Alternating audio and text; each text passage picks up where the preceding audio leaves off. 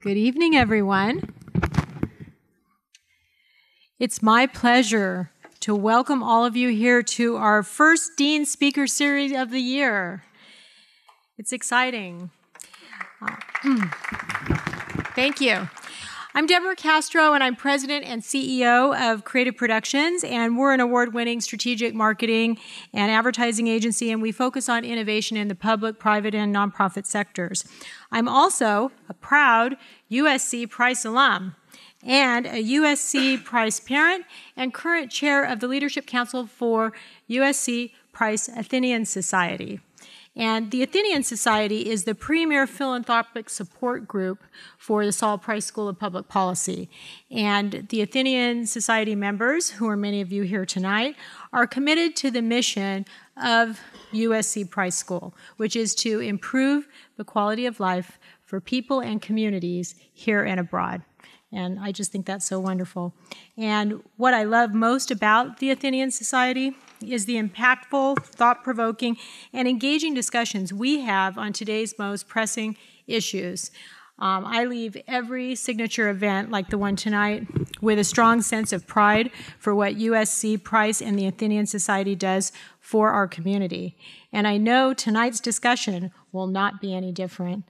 On your seats, you will find some information about membership for our Athenian Society, and you can talk to any of the staff here or to me if you are interested in joining and being a part of our organization by texting the word Athenian on your phones, because we're really high-tech now with the Athenian Society. You can take your phone out, you can text 41444, and then the to message is Athenian. And if you text 41444, you can give to the Dean Speaker Series Fund so that you can ensure that we do continue to have conversations like these tonight that are really important and they can really make a difference for all of us. So we do hope that you will join us. And now I'd like to, it is really my pleasure to introduce Dean Jack Knott. He is the Dean of the Saul Price School of Public Policy, and he holds the C. Irwin and Ione L. Piper Chair. He has led the school in this role since 2005. And under Dean Knott's leadership, the Price School has experienced significant growth and has strengthened its position as a leader in public affairs, research, and education. Dean Knott has also shepherded Price School's steady ascent. In the U.S. News and World Report, it is very interesting because we've gone from number 7 in 2008 to number 4 in 2016. So congratulations to you and to all of the great professors and leaders we have in this school. Dean Knott was instrumental in launching the Athenian Society and the Dean Speaker Series when he first arrived here at USC. And through his guidance, our events have included fascinating discussions with leaders like real estate developer and USC trustee Rick Caruso, actress Julia Ormond, and pioneering women like the 7 LA County female police chiefs that we had last year featured When Women Lead. And that is a fabulous series that we'll be bringing back again this year. So we are incredibly grateful for Jack's support of the Athenian Society and our programs. Please join me in welcoming Dean Jack Knott.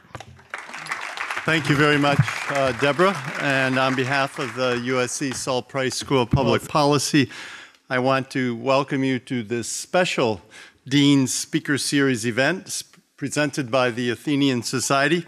You know, as you know, tonight's event and the discussion is a culmination of our day-long USC Global Summit on homegrown violent extremism. And for those of you who couldn't attend today, you really missed a remarkable set of panels and speakers. It's one of the most impactful, interesting events I've been to in a long time, and we hope it is the beginning of a dialogue and a discussion that leads to action around improving the safety of our communities, not only here, but around the world. And we're very excited to close this summit with a distinguished panel of local and international public leaders. And I offer my sincerest gratitude to our speakers who will share their expertise and experiences with us this evening. Bate, head of the Australian Federal Police Joint Counter-terrorism Task Force. the Honorable R. Carey Davis, Mayor of the City of San Bernardino, Christophe Lemoine, Consul General of France in Los Angeles, and we're very pleased that we're going to be sharing the Olympic Games with Paris and Los Angeles over the next 10 years. Consul General of France, Michael Howells, British Consul General in Los Angeles. So, Michael, welcome to you as well. I'd also like to thank our sponsors. Without their support, and this has been one of the great things about creating the Athenian Society and seeing it grow and support the school, is these events are now totally sponsored by supporters of the school. So I want to list who they are because it makes these events possible. And it's Alliant, Amwins Group, Berkeley Public Entity Managers, Chubb, Next Gen Foundation, City of Los Angeles, Markle, Great American Insurance Group, and Robert and Rachel Clifford, Pat and Ira Cohen, Helen Galen and Jamie Kabler, Gordon and Susan Discombs, and Harry Zimmerman. Could you join me in thanking all of our wonderful sponsors? So tonight, the theme of our conversation is keeping cities safe. And yet, we continue to see in the news and elsewhere that this is an increasingly daunting task. And as you've been following the news today, you know there was another shooting today of 4 or 5 people just today in Northern California. It's become an odd normalcy in our lives that is disturbing. When it comes to homegrown violent extremism, or HVE, there are certain things that we know to be true. We know that HVE affects people and places all over the world, and I think our speakers will adequately attest to that. There's no area immune to the shadow of this growing threat, whether it's a small church in Texas or it's a major city in France, such as Paris. We also know that an integral aspect of combating this threat is the promotion of trust, open dialogue, and collaboration between communities and the institutions that serve them. For example, our Safe Communities Institute, which Professor Erroll Southers is the director, through their research and outreach efforts, we are committed to advancing what we call whole-of-community public safety approaches and policies. We bring together leaders across the public sector, public safety sector spectrum for a multidisciplinary training and education program. So it's not just the police. It involves mental health agencies, it involves housing, it involves homeless people work with the homeless population. It involves people who work with trafficking. It involves, most people are embedded in neighborhood and social networks, and it involves getting to know these networks and working with the authority structure in those networks. It really involves a much more integrated, interdisciplinary, holistic approach that's based on public safety, not just on police or threat of violence with violence. So not only do we value the importance of keeping cities safe, but we understand the role of a diverse community to have a voice in how such events are carried out and how that diverse community interacts with all these different social service agencies. And in our panel this evening, our goal is to advance dialogue and deepen understanding of a very complex and complicated issue. And we heard about that through the day as well. The causes of this kind of violent extremism are many, and it's not just one type of group.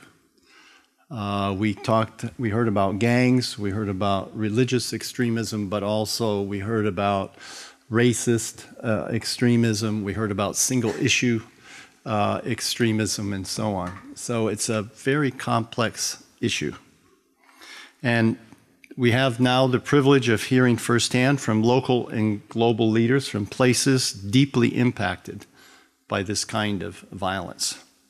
So I look forward to learning more about how municipalities around the world are preparing for and mitigating the risks and the consequences of homegrown violent extremism. So at this time, I'd like to direct your attention to our video screen.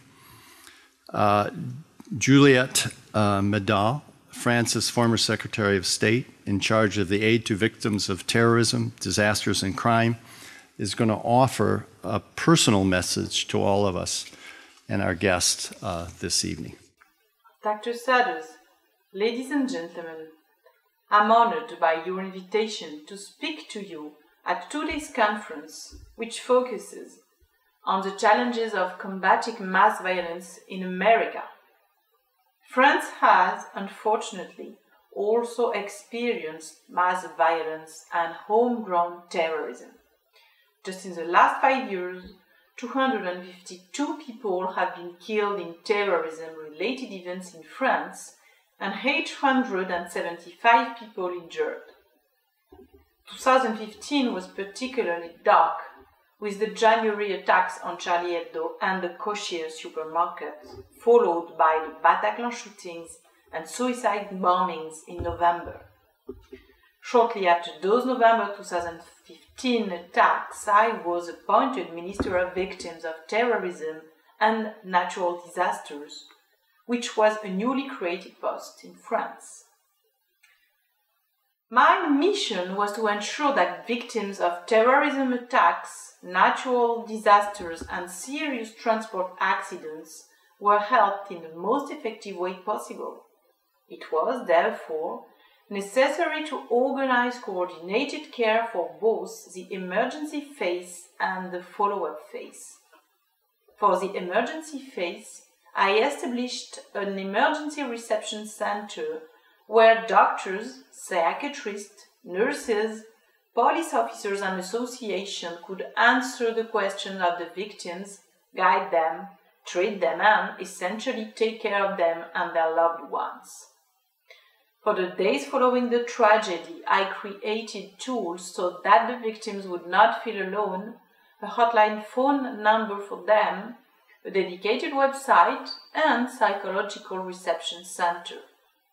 In the long term, for the months after a tragedy, the victims could still be supported by the public service of assistance to victims, regardless of where they were located on the territory. Victims of bombings, for example, have various needs: medical care, psychological support, compensation, help to find a home, return to work, legal and administrative assistance. Our goal was to help them lead a normal life once again.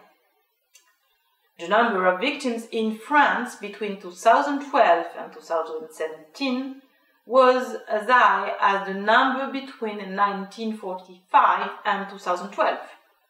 The overall cost for public finance is high. The Guarantee Fund for Victims of Terrorism has been funded up to 1.5 billion euros in order to pay compensation and annuities over the next 25 years. To this figure must be added the health cost covered by Social Security, the salaries of all officials who deal with victims, like firemen, doctors, police officers, magistrates, administrative staff, and also the public funds that subsidize victims' association. We do not have yet a global figure, but it's a public policy in its own right. The French expect a lot from the state in taking care of victims.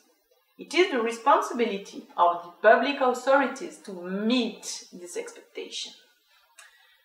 When I was first appointed, I had to build a system from scratch. I first met with Victims Association and formed a committee with them that met every 2 months. I asked them what their expectations were. Then, after completing a study, I offered them a roadmap that they had helped to prepare, so they were eager to put the plans into action. This was my approach throughout my term, by involving the victim associations in the policies to be implemented and allowing them to help influence my decision-making. They enthusiastically adopted and defended the victim assistance policies once they were developed. Today, these victim associations are unanimous in hailing these policies and the work accomplished during my time as minister. I then determined what the priorities were in this fight. In the fields of justice, health, compensation, and organization of care of victims, I fought every month to effect change. I relied each time on the victims' associations. I launched a major international conference on victim support, which was held in Paris on January 9, 2017, 2 years after the Charlie Hebdo and the kosher grocery store attacks. We brought together 30 countries, including the US, and 10 European ministers committed to putting in place a real European policy on victim assistance, with specific measures such as the establishment of a European and dedicated website for victims. To prepare for this conference, I went to Washington, D.C., where I met with representatives of the FBI and the Department of Justice, and then I went to New York, where I met with the Victims Association of September 2001. We exchanged a lot, and we exchanged views on the French and American approaches to the problem. And I learned a lot from your great responsiveness, especially talking with the New York firemen. So now you may ask yourself, what is the relationship between victim support and the fight against homegrown terrorism? The answer is victim support helps fight violence. I'm convinced that, in the end, the more we deal with the victims, the more indirectly we fight against homegrown terrorism. I do believe that it is by treating the consequences on the evil that one can fight against the origins of the evil itself. In France, for example, I asked Victims Association to come and testify about a victim's daily life after a tragedy like a terrorist attack, so that the violence becomes real. Thus, Latifa Imziaten, who is the mother of a soldier who was murdered by the killer of Toulouse, works very hard to convince young people that terrorism leads to nothing good. Victims need to be heard by young people. Their testimony is essential to help young people understand that terrorism is not unreal and that violence has horrible consequences and that terrorism is not a romantic fight. It also helps to fight against radicalization. To conclude, I will say that the mission of a Minister of Victim Assistance is to tell all citizens, if you are struck by a tragedy, the community will not forget you. This is the cement that holds us all together. If we live in society, it is to help each other in case of a hard blow. That is the essence of the victim assistance policy. Let's continue now this fight together. Thank you. And now I'd like to introduce our moderator, Colleen Williams, co-anchor and reporter for NBC4 News in Los Angeles. She's an award-winning journalist for more than 30 years. Colleen has covered countless breaking news stories, from the visits of two popes to earthquakes to terrorist attacks. She is the recipient of numerous industry honors, including multiple Golden Mike and Emmy Awards in recognition of her work, such as coverage of the 1996 Atlanta Summer Games bombing and her special titled LA Riots, Rubble to Rebirth. She was also honored with a Lifetime Achievement Award by the Radio and Television News Association. Outside the studio, Colleen is passionate about social causes impacting Southern Californians. For example, she has long supported Casa de las Amigas, a residential home for women overcoming addiction. And for 2 decades, she also helped the Rape Crisis Center in Riverside bring more attention to reducing domestic abuse cases. So please join me in welcoming Colleen Williams. I have to tell you, this is like a reporter's dream. I get to stand up here on the stage and ask all these experts questions, and they have nowhere to go but sit here and answer the questions. You said something that really struck me. It is the new norm. Terrorism is the new norm. And hardly a day goes by when we don't get up and hear something. So I'm going to address the panel with this right away. The first thing we heard this morning when we awoke and turned on the news was that there was a shooting in a small town. Oftentimes it's in a small town. I've lived in California for close to 40 years. I had to Google it to find out where it was. Small town, it's around a school, 4 people dead, 5 if you count the gunman. I just have a problem with counting the gunmen in that group. So 4 people dead. It's around the school. What is the first thing that goes through your mind when you hear something like that? And Mayor, I'm going to start with you, because that is not a distant scenario from what happened in San Bernardino 2 years ago. Well, thank you. I actually find it a difficult question to answer, because it's expecting that we remember something at a specific moment in time that we had a thought about. But I do believe that many of us probably are thinking that we hope that there's support for those victims and the survivors that will help aid them through that process, and that they will continue to feel like they're not alone. And so that's kind of my summation of what I think some of us probably think about at some point in time after we hear about an event like that. We don't know much about the gunman at this point.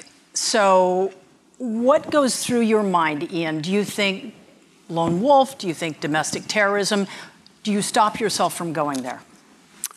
No, you have to go there. The first and most important thing, and I've got my policeman's hat on now, is the facts. You've got to get to the facts as quickly as you can, and that's sometimes not very easy at all. In fact, many events that I've been involved with, you usually have to wait to about version 4, I think, before you get the true story of what's going on. But you're looking at mental health, you're looking at whether it's some sort of extremism, and you're worried about, is this a lone wolf? Is this orchestrated? Will there be copycats? How do we protect our society with what else might happen? Michael, what about you?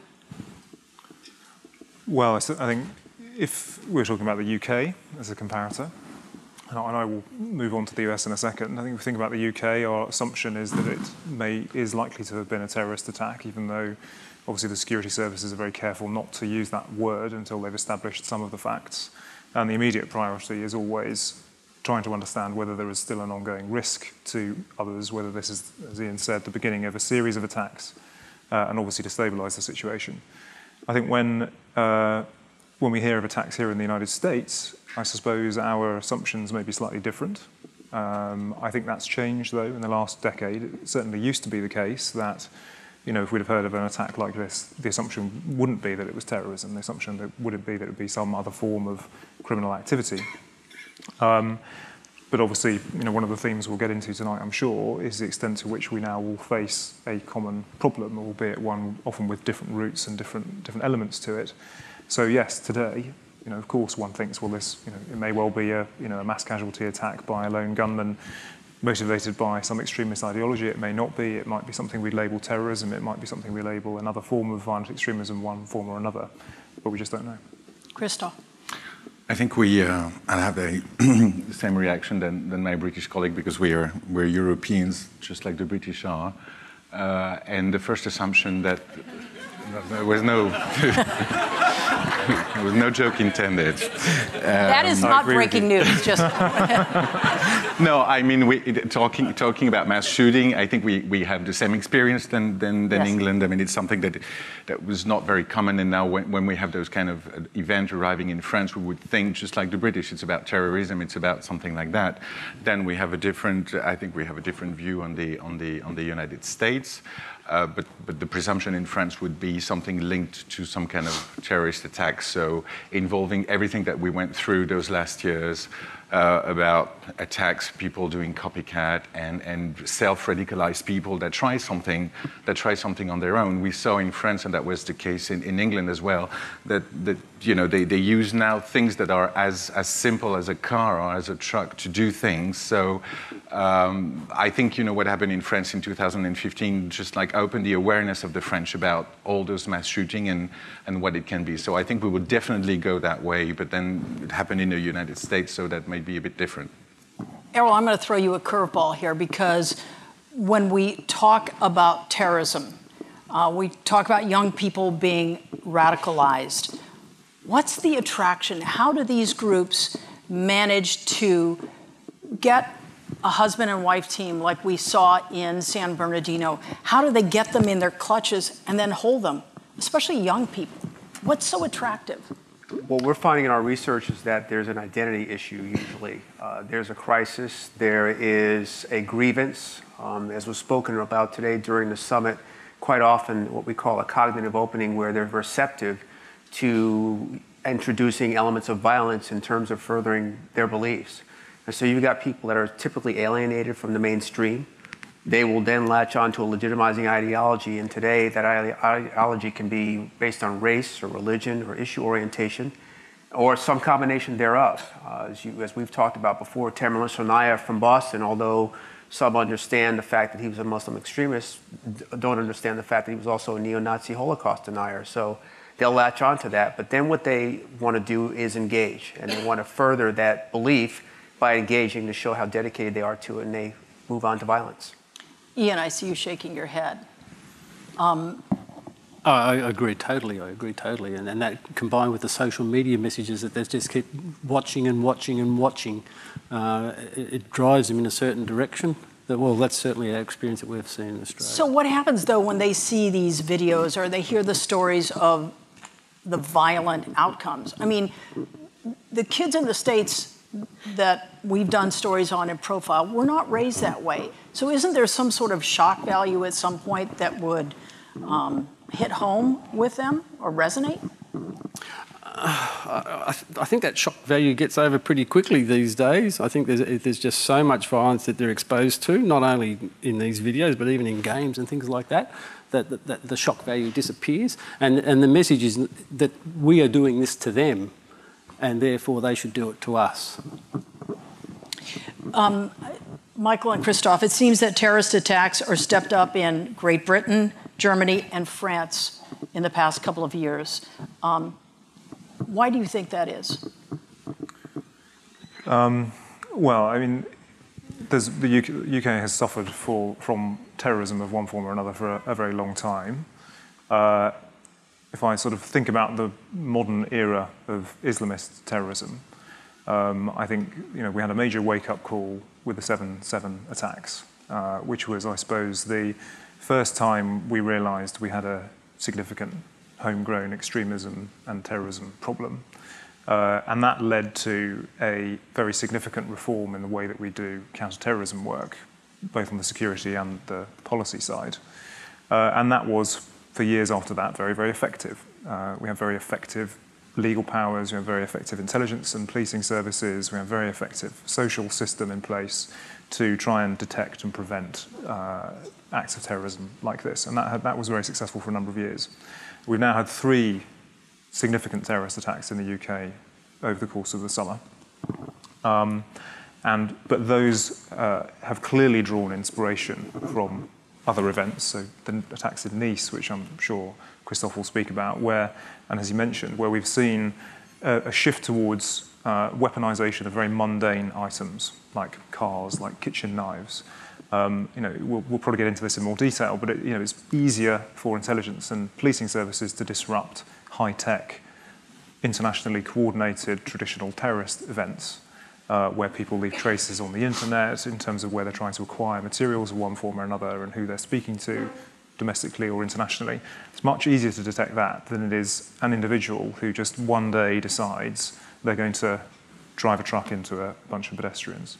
So I think to answer your question, there is a trend line there. I don't think it's necessarily in any way because of greater success of those who would wish to do us harm, like Daesh, for example. It's a different kind of a problem and one which requires a different kind of policy solutions. How has it changed life in France, Christophe? I mean, people do things differently on a daily basis. I think it has changed a bit. As Michael said, we had terrorist attacks before in the 90s, but those ones were of a new kind. They were done by people who were French, born and raised in France for most of them, and who decided to hit like the core of what was kind of Paris identity, a newspaper, a Jewish supermarket, and then bars and places where youths would go out and enjoy. And I think what it brought, what has changed in Paris, it hasn't changed the fact that Parisians are still going out. They still do. It's a statement that they do. They are saying they are not afraid. They keep on living the way they had. The thing that has changed is first, I think, the awareness that the danger can be everywhere, and that's what Michael was saying. People in Nice were not expecting this. I guess people in London were not expecting this. So there is an awareness that is growing now in France about that can happen everywhere. But still, we are living and we are moving on. And the second thing, besides that awareness, I think it gave the French that conscience that although those attacks were led in the name of some ideology, the coexistence between communities is more important than ever. And that it's not because some of those people are kind of betraying a religion, acting on the name of it, that we should, kind of generalize the whole thing. So there was this conscience that we should improve the living together between the communities. We should improve the fact that we should understand better between communities for those kind of things not to happen again. You keep saying should. Is it working? We try. I mean, I don't say it's an easy thing, and I don't think it's easy, in most countries. But there's been measures taken by the government to improve that, to have a better dialogue between the communities, between the religions. So we are trying, but we know that it's an effort that will have to be done on the long term. What are the financial ramifications of terrorism?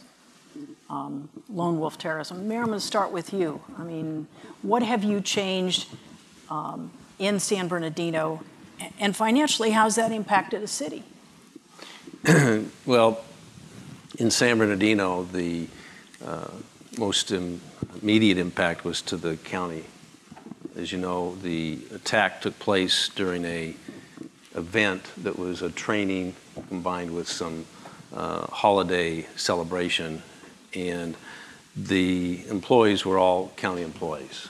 So the largest impact, long-term, was to the county. But the short-term impact was the resources that the city expended in fighting that effort. And so there's federal aid, which we did apply for. The ongoing impact is the change in how you have to then secure your city and the additional costs that brings. But we took those steps because we needed to help the community understand that the city was in charge, that the situation did not create for our community a situation that was something that we couldn't deal with and handle. So the financial impact is long-term and immediate. So I've wanted to ask you this question for 2 years. So you're third generation, you grew up out there, you have children out there, you've married out there, San Bernardino. When you found out the source of the terrorism there, how stunned were you? Well, if I could... It ended with a shootout in the middle of Colton. Yeah, and maybe I could just take a few minutes and retrace some of the impact and the timing of that, because I think it's important to kind of put it in context. The day started out as a normal day for most of us. I had started out that day at a meeting. I serve on the Omnitrans board and the San Bernardino County Transportation Authority board. So I started out my day at those meetings. And then I received a call. Actually, my office received a call and was informed about it. And then one of the members of the meeting that I was attending informed me. And I immediately left and then went back to City Hall. The fortunate thing for our community was that we had ongoing training that our police department had been engaged in for some time. And some of that paradigm actually shifted after Columbine. And the result of the after study of that event resulted in law enforcement recognizing that time is of the essence. And so that was employed. And we had some things in place with our SWAT team already out on a training session. And we had a police officer that was within moments of being able to attend and be on site. And so that very quick response allowed the city to be able to make a very quick assessment. And then that principle of time is of the essence kicked in. Because there was, as I understand it, all of those that received fatal wounds, they received non-survivable wounds. So their job was to extract as quickly as they could and go in and assess. And as you may recall, there was actually a bomb in the facility. But were you surprised at all to hear that there was a couple who had been radicalized to that point sitting in the middle? You don't know that. You don't know that at the time. And so to address that as being something of a shock, as you may recall, the FBI was very careful at not describing it as a terrorist attack until some of that investigative work took place. And so you didn't really, the effect of that was really subsequent once that became knowledge. And if I could just go back to that time of the essence, everyone that was extracted from that survived. Within 58 minutes, they removed. So, so there wasn't really the time to be shocked by it. The police department engaged and deployed their resources as effectively as they could, and they did an outstanding job, as you know, as you saw that how quickly it unfolded, and it came to a conclusion because of their response. Ian, let me ask you this question. You've been involved in policing for quite a while. We don't necessarily hear about terrorism so much in Australia. I know you've been a liaison with our friends to the north in Canada. Why is that? Is it because it's not in the news? Is it they have a better handle on it? Is it perception, or are there actually fewer attacks? All of the above, in a way. We certainly have had about 5 attacks in the last few years, lower scale. It's resulted in about a half a dozen deaths in the different ones, I think. And indeed, 2 of my officers were stabbed and nearly killed, and they had to kill the assailant to stop the attack. So it does happen. There was the Sydney was quite a international one, I think, where a man took over a cafe, and it resulted in his death and 2 of the hostages' deaths. But we have also stopped about, I think it's more than a dozen. So I think we have very good relationships between our police, the state police, federal police, and our intelligence services. I think we have very good laws that also help us to gather evidence and to stop these attacks before they happen. But having said that, we've had more than 200 of our citizens go over to and go with ISIL. So we've got a problem still ahead of us yet too. You mentioned laws. I know that some countries, you can go in someplace without a search warrant. What about civil liberties at this point? In order to feel safe, do we have to give those up to get a handle on terror? Erroll, I'm going to start with you. Well, I'm going to leave part of this to my colleague here, the Consul General, but I will speak about France because that's where I've been, and I know the emergency order is in place. I know now that they're able to execute searches without a warrant, to get into encrypted phones without a warrant, to detain people on the street as they need to enter houses of worship as they need to. And it's an interesting discussion because as President Macron came into his administration, people thought that might change, and it hasn't, because they still have the same threat. And I often sit with colleagues now and ask, is this where we're going to be in 3 to 5 years if this continues? They've got the same homegrown issue in France that we have here. You know the challenge we had last year, the FBI with the phone. With the phone. There were people who felt, and it's interesting, in surveys that were done after 9/11, the majority of Americans felt that counterterrorism and law enforcement should do everything possible to keep us safe. It was not the same survey after the Boston attack. After we locked down Boston for almost 48 hours to find the Tsarnaev brothers and people had to shelter in place, the response from the general public was very, very different with regards to how much latitude they were willing to give law enforcement and counterterrorism to find the assailants. And so we have an interesting dilemma ahead as this continues with regards to how much we're willing to give up and how much people are willing to bend with regards to what we can do. We have the capacity and the capability to find anybody as quickly as we can, but it is a matter of how much we want to give up in the way of some civil liberties. Christophe, I see you nodding. I completely agree. I will just and add up a detail. The state of emergency has been lifted in France 2 weeks ago. So, but what you say is very true. It's and I know that the reaction of the French people when that happened in 2015 and when the then President Hollande decided to have a state of emergency, I think there was a shock, and in the same time an understanding that the conditions were extraordinary, so we had to take extraordinary measures. I think the questions and the debate came out after a while, and the whole question, and that's what was said, is the whole balance, and that's this balance that should be saved on how far do we go to have security, so to give the police forces the means to inquire, to arrest people, to check the movement of people, versus civil liberties. And so the balance is very important. And I think that's what, you know, the state of emergency has been lifted in France like 2 weeks ago, but it has turned to a law that is strengthening the power of the police services into searching, into fighting everything on the internet, that, you know, every website that does radicalization or that you know, can be closed, also about the financing of terrorism. So I think once again the debate in France was more on some kind of proportionality to be found,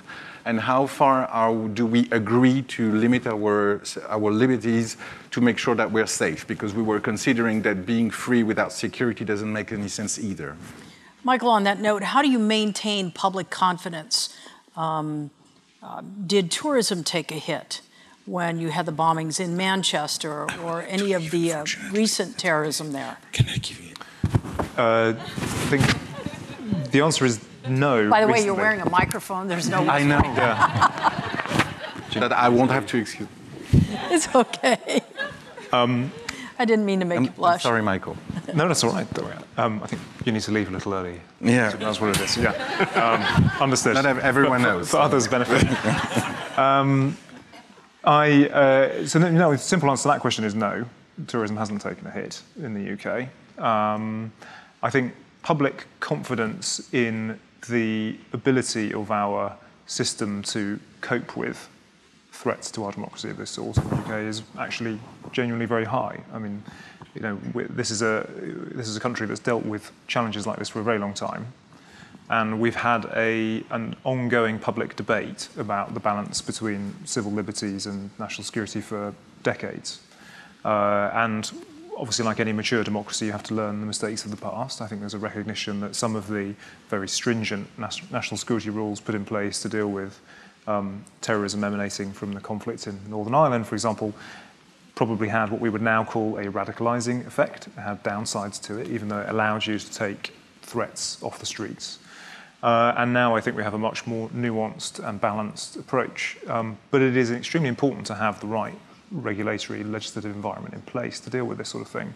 You need to ensure that your national security agencies have the powers they need to investigate and detect. And do they have them? Threats. They do. And you need to ensure they have the powers to deal with threats as they emerge and ensure that they can prosecute what would now be an evolving set of crimes, essentially. And on all three of those areas, there's been a lot of evolution legally in the UK. But the final point I'll make, because I think it's an interesting one, is, of course, our democracies are quite different. And we have different attitudes to some of these things. One of the most obvious and well-known examples is about freedom of speech. So, in the United States, quite rightly, this is a very strong constitutionally protected right that people have. In the UK, it is similarly a constitutionally protected right, but it has limits. You cannot use freedom of speech to promulgate hate. And the UK authorities have the ability to take hateful material off the internet, to prosecute individuals for spreading hate, which we consider to be a useful tool. But there is difference between the powers our police have to deal with that sort of a thing versus the powers your authorities have here. One thing I like to ask people with regards to terrorism, especially people who are on a panel like this is, and Christophe, I'm going to start with you just in case, you do have to scoot out, but what is the one thing that keeps you awake at night? What do you think about? What worries you? Oh, it's a very, I think, difficult and very personal question. That is, those events have consequences way beyond we could imagine. I mean, on a personal level, first of all, because your everyday environment has suddenly changed. I was living in Paris in a flat that was above the Belle Équipe where there was a shooting. So it's suddenly a place that you would go every day that is suddenly on CNN with blood and everything. So that has changed. It changes also the perception that we have of the public space. That's what I was saying, that suddenly the public space that was friendly and easy is complicated.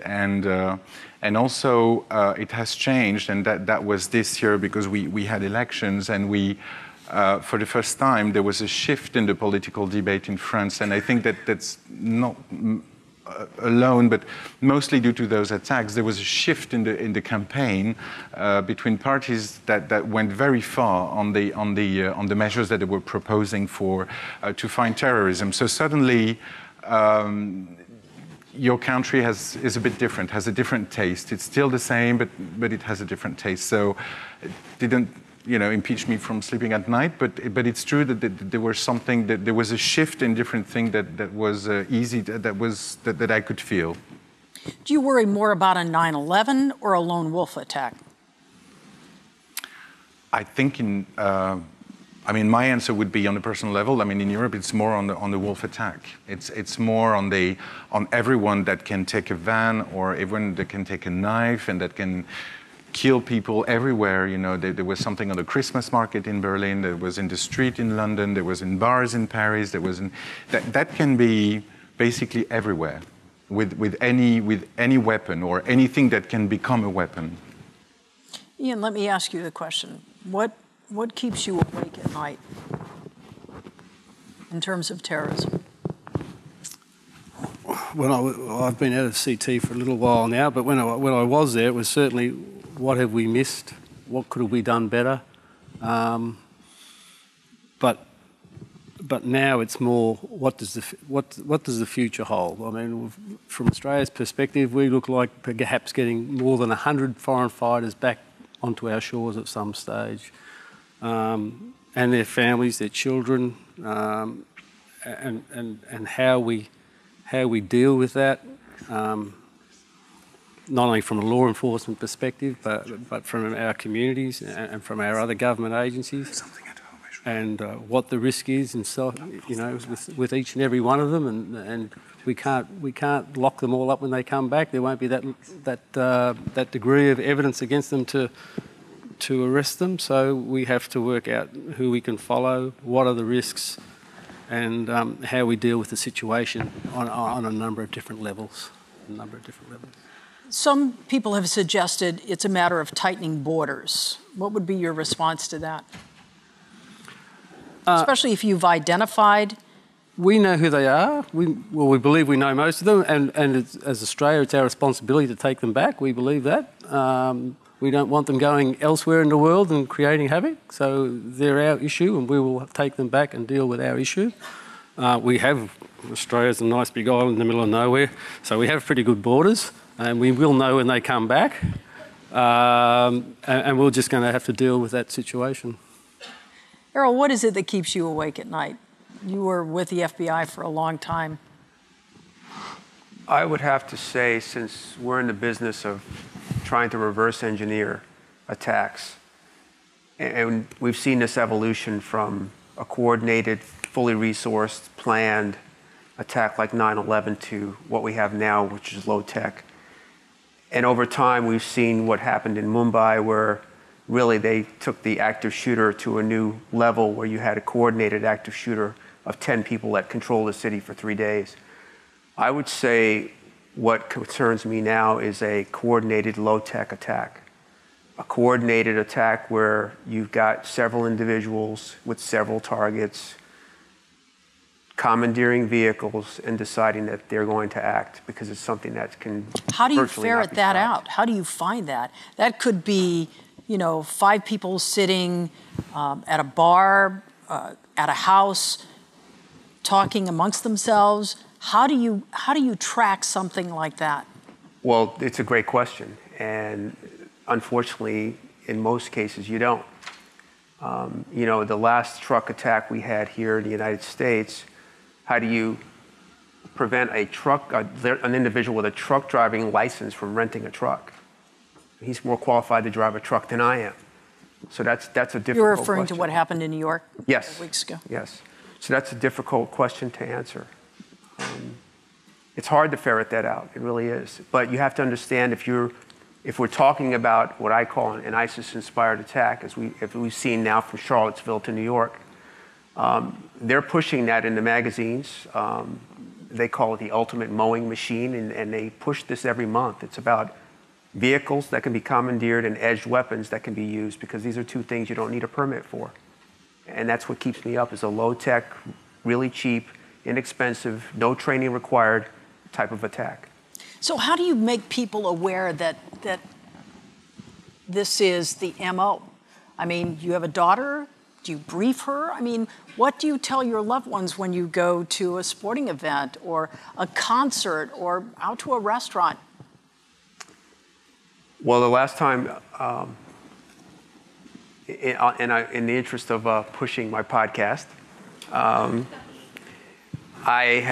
able to see a movie now at least once a month with my daughter, because I have a podcast in the Price School called the Price Projection Room. And when we go to the theater, I sit with her, and the first thing I say is, if anything happens here, we're going to that door first, we're going to that door second. And I do that with her. She knows. Our family has a plan. If we can't all call each other, we call relatives on the East Coast. We have a plan. If we can't get home, we all know Fire Station 5 is near our house. We'll meet there. I don't think that's abnormal, and we have a plan. When you don't have a plan, what you'll do, when you panic, you'll do what you've trained to do, and if you train to do nothing, you'll be in trouble. So that's the conversation that we have with our family. It's a conversation that I think most people should have, because I don't think it's being paranoid. I think it's being realistic. Do you think more policing is the answer, Mayor? Well, in the city of San Bernardino, certainly we do need to beef up our police department. During the bankruptcy and the downturn, we lost over 100 police officers. And backing up to the question, what keeps me up?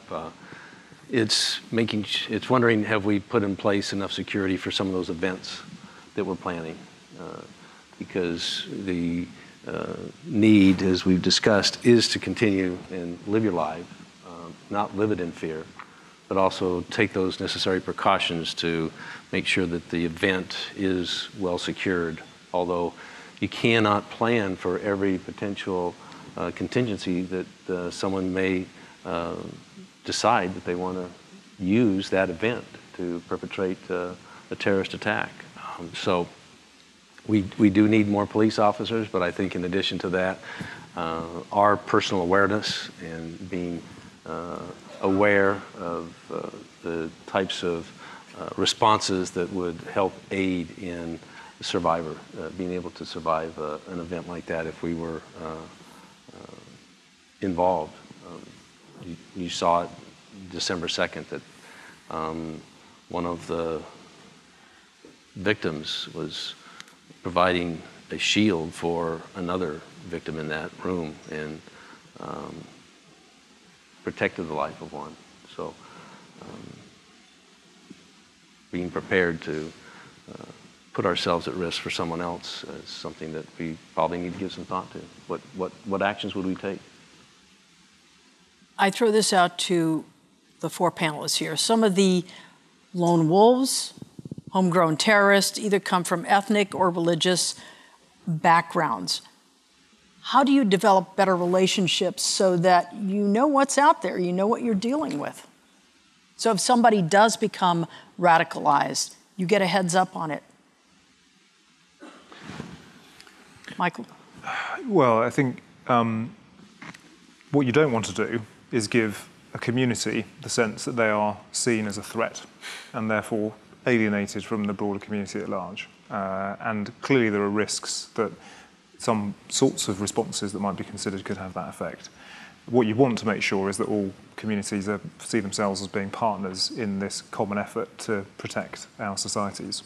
So what you need is consistent, long-term, ongoing engagement with communities about security, about policing, but about threat identification as well, and being able to understand relations between groups, be able to understand the role of a particular individual perhaps, be able to understand the role of an institution and so on in a given area.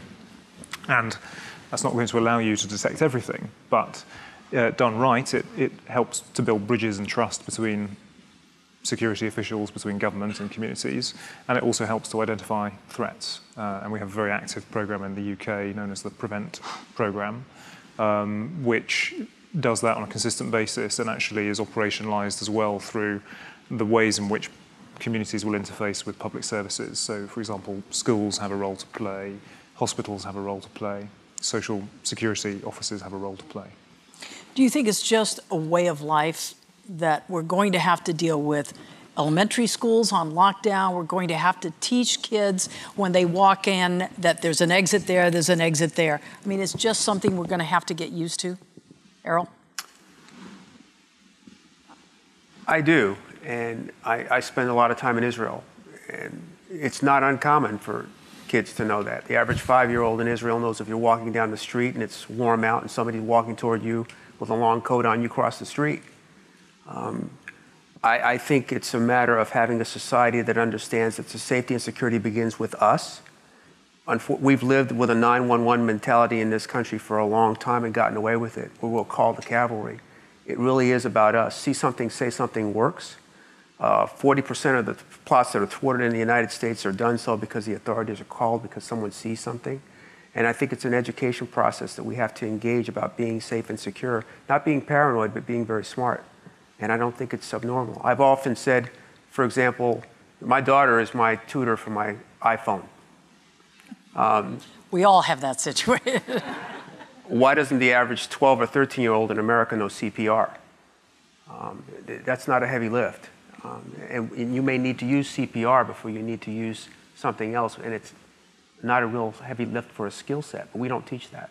So I think we have to become a society that becomes more about self-preservation in the way of awareness and action and knowledge instead of paranoia, and I think we'd be better off. There's nothing wrong with preparedness, and unfortunately, we haven't grasped that concept very well.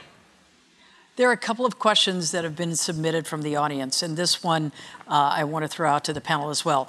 Have acts of terrorism become negatively sensationalized because of how they're reported in the media?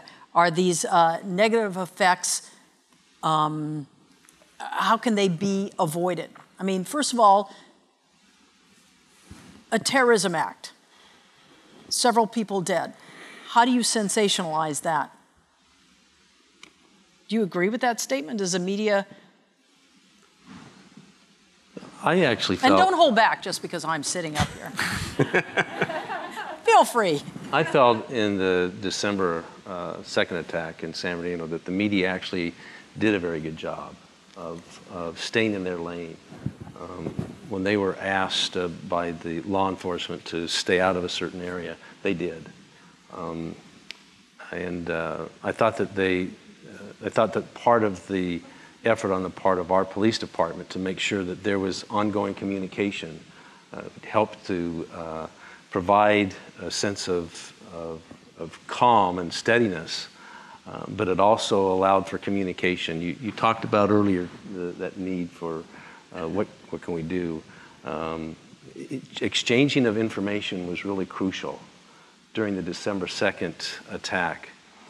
There was a understanding early on of the name Saeed Farouk was a name that was put out there early on, but it wasn't connected necessarily yet. There was a resident that was driving and noticed a vehicle that made a U-turn. The license, and that resident memorized that license plate and didn't know what was going on, but heard subsequent to that there was this attack going on, and that a black SUV was a possible vehicle that they were looking for. So once that person knew that, they provided that, they got that information to dispatch.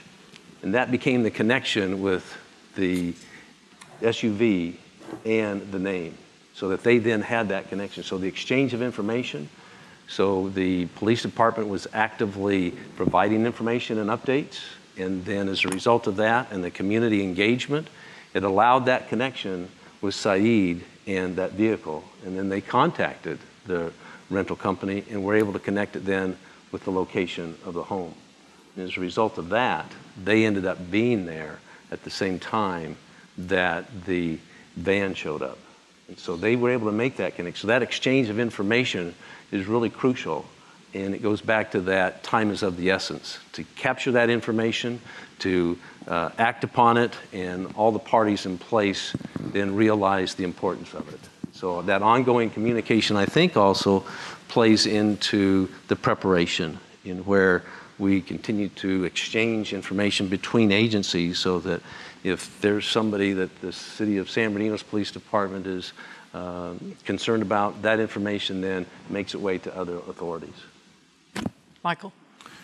I think this is an excellent question, and I'm glad somebody's asked it. The role of the media is obviously extremely important when an incident occurs. It's extremely important in disseminating information to people. It's an extremely important part of maintaining calm and in keeping the public informed about what's happening. At the same time, there are, at times of crisis like that, the risks of getting it wrong are greater than they might normally be. But I think most of our responsible media in all of our countries is familiar enough with this now that they do behave in a responsible way. They work very closely with the security services, as the Mayor has alluded to. What I will say, though, is that with ISIL, Daesh in particular, the other thing we need to remember is how important media is to them. And in fact, one of the things they are trying to do is to secure as much media coverage of this thing that they have done as possible globally. They use that for their own propaganda purposes. We see them recycling this information. And so there is a risk that the way in which the media portrays these events, maybe not the sort of tone and language as such, but the sort of volume of coverage, for example, can play into the hands of what Daesh is trying to achieve. And this is an issue which we've been discussing publicly in the UK recently, and the Commissioner of the Metropolitan Police in London, who sit at the top of the UK's sort of policing response to terrorist incidents, has actually made a speech in the last 24 hours where she's been trying, in a sensitive way, to have a conversation publicly with the media about some of those risks. Erroll. I think the media has gotten much better with regards to reporting. They've been very careful about calling something a terrorist attack. They've been very cautious about giving out information, especially as the investigation's ongoing. I guess the real question for me is how much is too much? When an attack happens now, we're saturated with it for about 24 to 48 hours, and then unfortunately it seems to just go away. I have a lieutenant in one of our classes right now. She and her husband were in Las Vegas, and he got shot in the back twice. He's a sergeant with the sheriff's department. Nobody's even talking about it anymore. And when it happened, you couldn't turn the television on for 3-4 days. So how much is too much? And at the same time, as Mayor Davis mentioned on the attack in San Bernardino, we get, and I'm really guilty of this, we get really good at understanding and knowing the names of the assailants, not the names of the victims. And the first person killed in San Bernardino worked here with us at USC. His name was Hal Bowman. Nobody knows who he is, but we all know Saeed Farouk. So again, it's how much is too much. And if you know anything about ISIL or Daesh, they're marketing geniuses. They depend on that. And that's why even if they don't know that assailant, they will claim responsibility for that attack because it gives them coverage. It gives them recruitability power. It gives them a strategy to radicalize and talk about their capability and capacity. What is their motivation? Are they looking for headlines? Are they looking for that splash of blood, you know, the optic of horror? I mean, what's the end goal? Ian, do you think? I think it's more recruitment. I think what they're trying to do is still appeal to their base, and you know, to show that they're successful in beating that demon, which is us, and every opportunity that they can get to emphasise what they're doing. I think they try to help their recruitment. We have a little time left, so I don't want to leave people with despair here. Is there any hope? Are we getting a better handle? Is there more interagency cooperation? Is there cooperation between countries? I mean, where do we go with this? Michael, you're waving at me. Yeah, probably subconsciously. I think it's a good question to end on. And I think the important thing to remember is, you know, of the many threats and challenges we face in our lives, you know, how significant is this? Now, obviously, it is hugely significant to our way of life. It causes horrendous anguish and suffering and death to those affected. But at the risk of sounding, you know, excessively sort of macabre in a way, I think, you know, if we look at the list of the leading causes of death and threats to, you know, human health and safety in our countries, terrorism will rank pretty low. So we shouldn't underestimate how significant or undervalue it is, and we should remain prepared, as we've heard. But equally, we need to understand it in the context of the rest of our lives. And I think most importantly, we need to avoid falling into the trap that the terrorists wish us to fall into, which is to fundamentally change the way that we live our lives in free democracies in the world. You know, they want to disrupt that. They want to drive wedges between communities. You know, for example, over the summer in the UK, they launched an attack right in the middle of the UK election cycle. And, you know, politicians paused campaigning for 24 hours, but the Prime Minister was very clear, and after that, the act of democracy will resume. And I personally think that was absolutely the right thing to do. And we need to keep in mind that, you know, the way in which they would do us harm goes beyond just the acts of violence that they may wish to cause in the moment, and we need to remember that. Erroll, for every one terrorist act that gets through, how many are foiled?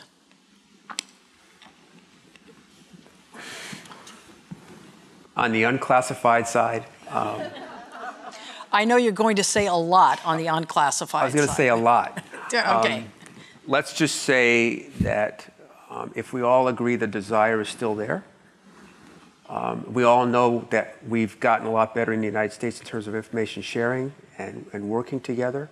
And as Michael just mentioned, this is a low-frequency incident. we've gotten a lot better at doing what we're doing, which makes it a lot more difficult for them to be successful. So I think we can leave the room feeling that we are more safe, we are more secure, given the fact that we've reduced the risk and we've reduced their capacity, and we've been quite successful. Just by the sheer numbers of attacks that it hasn't increased over the last 15 years. It's decreased significantly. Anything you'd like to add, Mayor? Well, personally speaking, I think that it certainly heightens our level of awareness of the fragility of life and our ability to make sure that we make each day count, and the interactions that we have with one another, learning that it's apparent that we need to make sure that we respect one another, that we have good dialogue, and that we, I think, promote the opposite of what terrorism is about. And I think that we can individually do that as we struggle through our lives to make sure that we're making the best use of the gifts and talents that we've given to promote, I think, goodness within our own space. And this certainly, I think, is one of those unfortunate events that will take place in the future. And the amount of compassion that we continue to try to show towards one another helps, I think, diffuse the impact that terrorism is trying to have, which is trying to divide us and create fear amongst us. And if we don't accept that argument that we can be better and we can continue to improve our lives in the way that we interact with one another to help each other feel that we care about each other, I think that helps to go a long ways to exposing the falsehood of terrorism, because it leads to nothing good. Ian, I give you the final word. I like what he said. I thought it was excellent, thank you. Excellent words, and I'd just add from a policing perspective, I think that the police and the intelligence agencies throughout the world are doing a great job. They're working together. They're sharing the information that they get almost instantaneously. I think you can be rest assured that we're working well together to make the world a safer place when it comes to terrorism. Just on the side of media, I want to say as well, as soon as you share information with us, we will share it with you. I mean, we understand the need for communication, and I think it's been a learning curve for everyone in covering these. Once you get over the initial shock that it has happened again, we become that arm where we can, and we did on the day of the shooting in San Bernardino, put out information that this is a vehicle they're looking for. Initially, I remember hearing it was in Pasadena because there was some sort of traffic stop there in a similar vehicle. So just consider us one of the resources that you have as well. So I thank you all. Erroll, Southers? Do I get to close? Absolutely. Okay. Well, I'm going to have some prepared remarks, so I'll just go through most of them. I want to thank you, Colleen, thank the panelists for your insightful remarks, which certainly highlight your extraordinary leadership skills and success.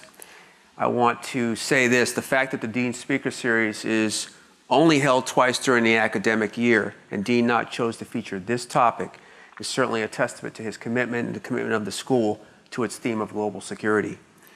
As we've talked about this evening earlier, abandoning our principles at the first sign of adversity concedes victory and demonstrates to our adversary that we maintain a double standard, one for ourselves and one for others, whoever that may be. So who we are as a country is not bestowed on us. It grows out of our population. It starts with leadership, the kind that we have assembled here this evening. So I want to say to the panel, thank you for your leadership. To our audience, thank you for your interest. And to everyone, thank you for taking another step in understanding we are the solution that we're looking for. Thank you very much.